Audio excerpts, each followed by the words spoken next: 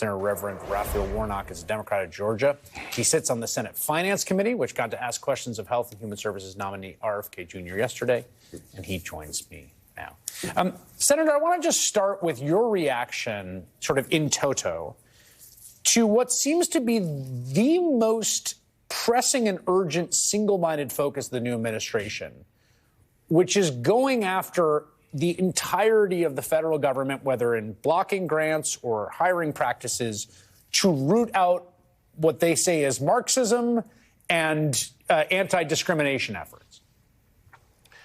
Yeah, let me be very clear what we're dealing with. This is the administrative expression of January 6th. On January 6th, it was clear that in a violent way, they were coming after the Republic, coming after the nonviolent transfer of power, including a kind of brutality visited upon police officers, the effort to disenfranchise the votes of millions of Americans. And that spirit of January 6th continues, which is why on his very first day in office, Donald Trump pardoned all of these violent insurrectionists.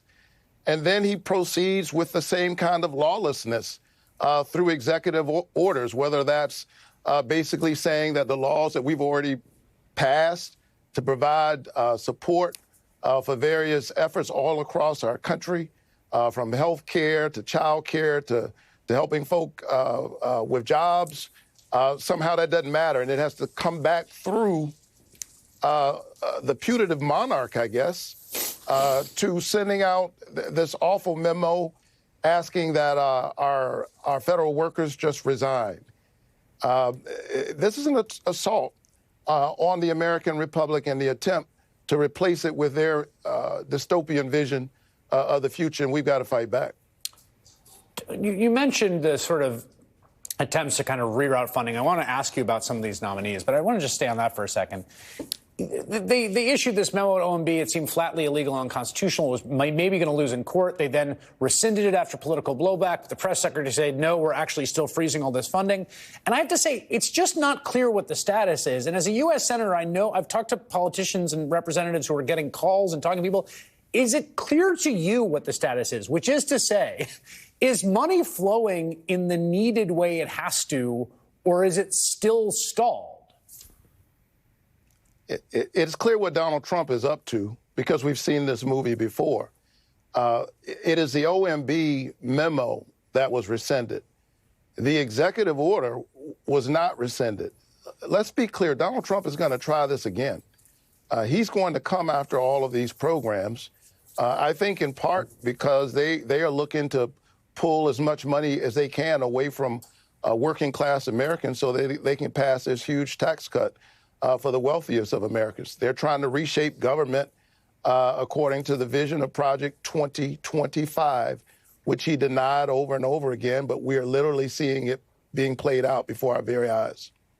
You had an opportunity in yesterday's hearing, the first of two, with to question RFK Jr., who's been nominated to head HHS. You asked him about past statements where he compared the work of the CDC to work in Nazi death camps and abuse in the Catholic Church. He denied it. You then read him the transcript. Was there anything that happened yesterday or today that would persuade you this is a person that should be entrusted with overseeing an enormous part of the American healthcare system? I was very concerned going into the hearing. I'd met with Mr. Kennedy in my office some days before that, and I walked away yesterday, if it's possible, even more concerned about what I heard and what we all saw. Mr. Kennedy apparently thinks that the CDC, which I proudly represent, some 10,000 employees down in Georgia, standing up for our health care every single day. Mr. Kennedy obviously thinks that the CDC is dangerous. I think that he's demonstrated that he is a hazard to our health. And I hope that there'll be just enough of my colleagues on the other side of the aisle to stop him. Because let's be very clear, it's Republicans who have to stop this. Even if you have every single Democrat vote no on this nominee, it's Republicans who will have to decide if they're going to choose country over party, choose the people that they were sent to represent over partisan politics. They failed that test miserably when it came to Pete Hegseth, even as they are attacking diversity, equity, and inclusion. I want to know what qualifies Robert Kennedy to be the chief public health officer of the United States of America. What qualifies the likes of Pete Hegseth to be the leader at the Pentagon? This is a disturbing moment in our country. Senator Reverend Raphael Warnock of Georgia, thank you for your time tonight. Great to be with you. Still